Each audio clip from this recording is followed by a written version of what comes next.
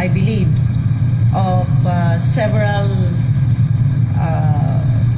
persons who have their own opinions, who have their own take, but more importantly, the hot topic that has been brought to national attention, and I realize that this has reached national attention because of the number of Manila media that have been calling me, specifically on air purifier.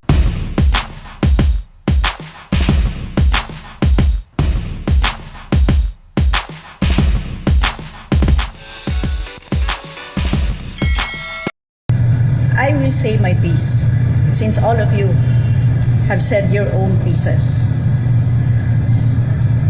Let me first refer to the Freeman's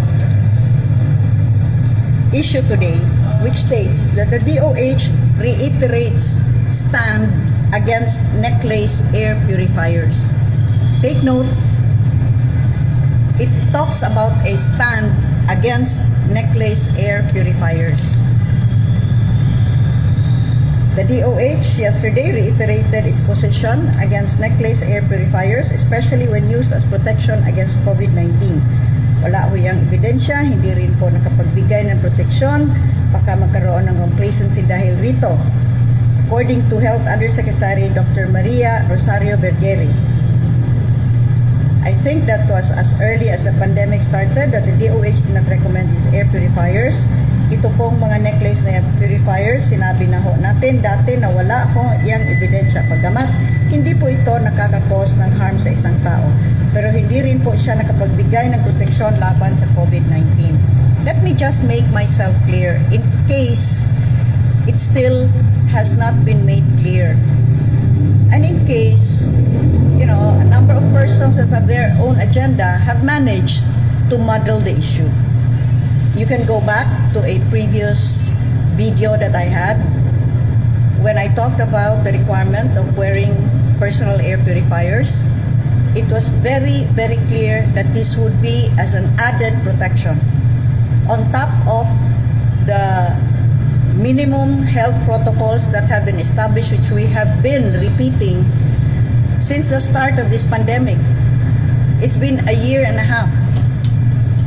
And now that we have the Delta variant that is highly transmissible, we still talk about the same face mask, face shield, physical distancing, frequent hand washing. These are the same things that we continue to practice, and yet transmission continues. Isn't it time that we use available science and technology, such as air purifiers with HEPA filters for rooms that cannot give adequate ventilation, and personal air purifiers? What is the harm in them? Even the DOH has said it cannot harm. But if you say that it cannot protect against COVID-19, well, apparently the year and a half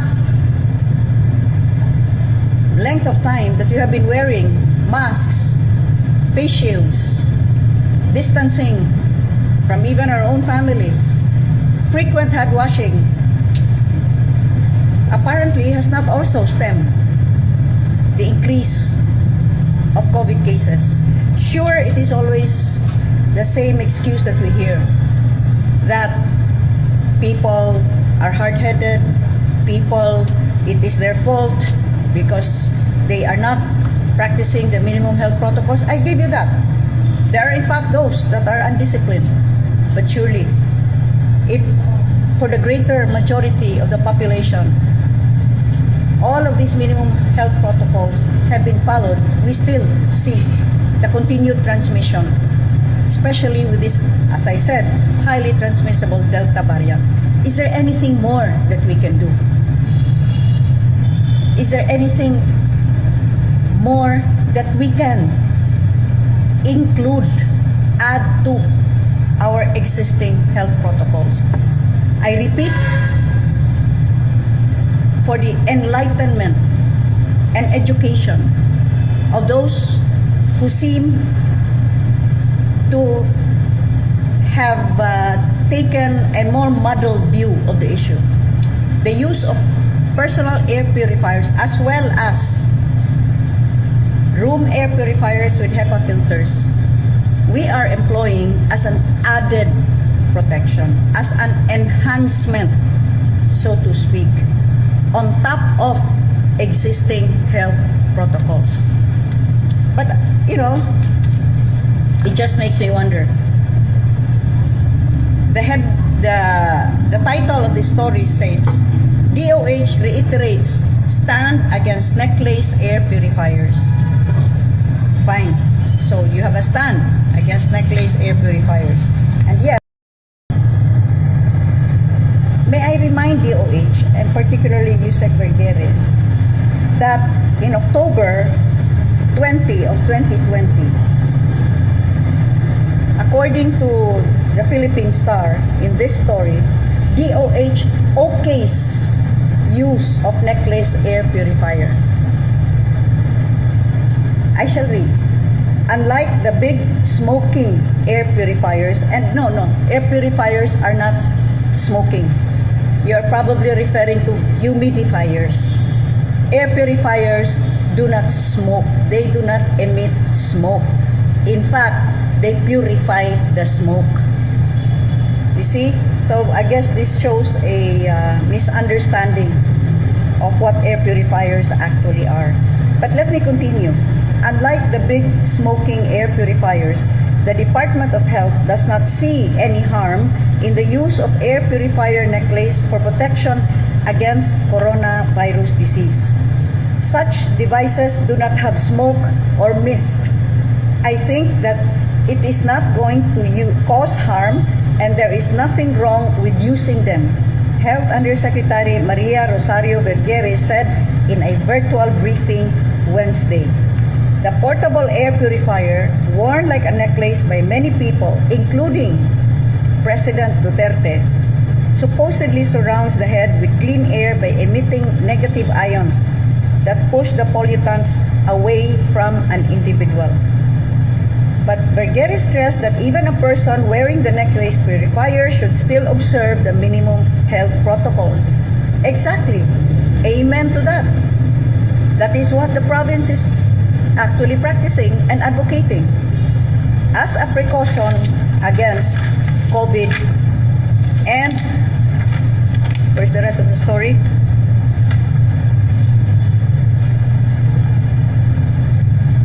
Well, you have a picture of the president wearing an air tamer.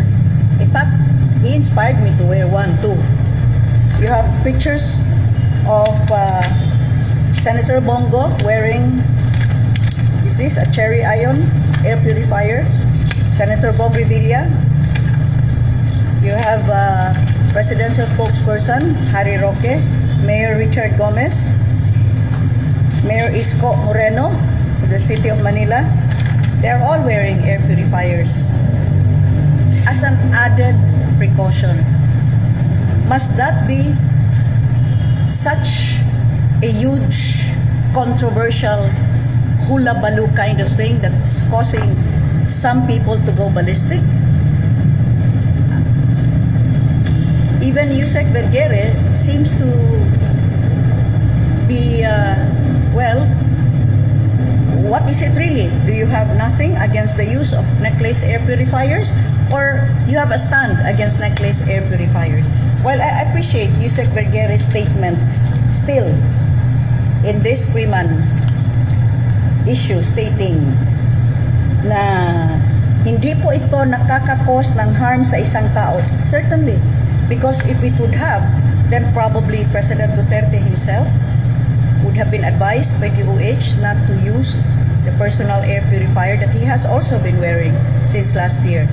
Then probably Senator Bongo and other senators would, and even some cabinet secretaries would have been advised by DOH not to use personal air purifiers.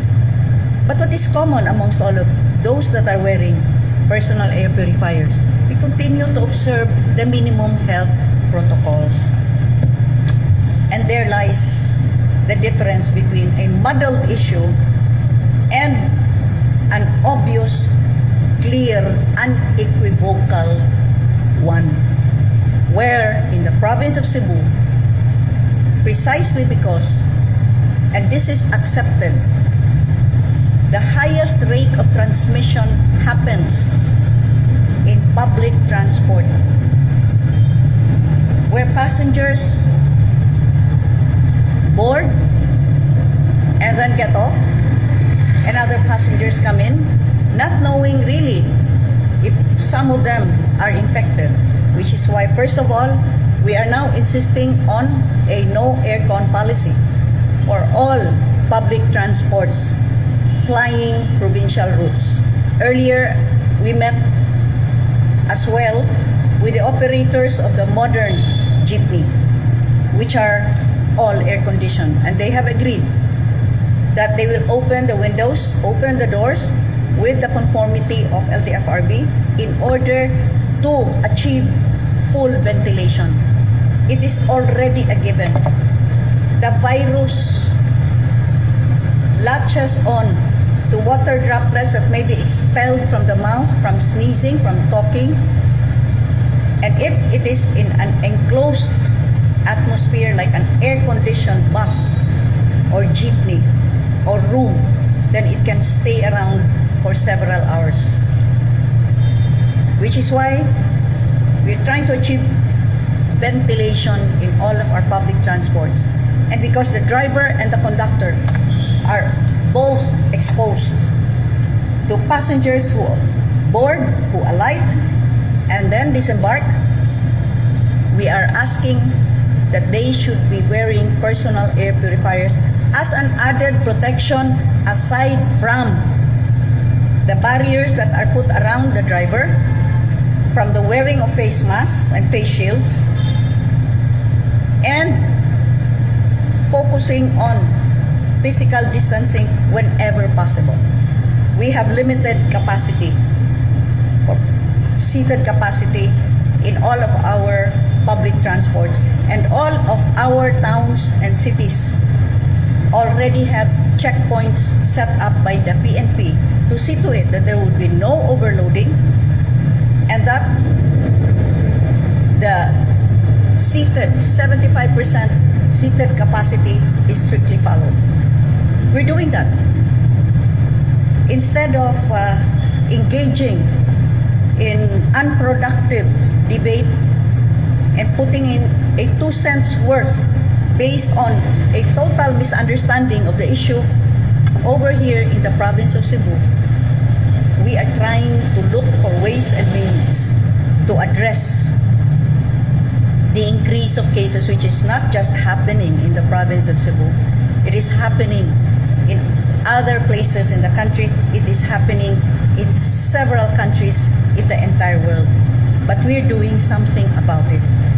Aside from what has always been the usual protocols, the minimum health protocols of masks and face shields and frequent hand washing, kindly include frequent bathing, taking a bath as well, personal hygiene. I mean, you cannot just limit your washing to the hands. You can take a shower in the morning and another shower in the evening, that might be good. But aside from this, these air purifiers are available. Of course, this goes without saying that you need to look at the quality of these air purifiers, because there are those that are reliable, that have been the brands have been established as being reliable air purifiers, and there are those that are just in the market, costing probably a few hundred pesos. That's what you call buyers beware. But as far as the DOH is concerned, maybe a little more consistency.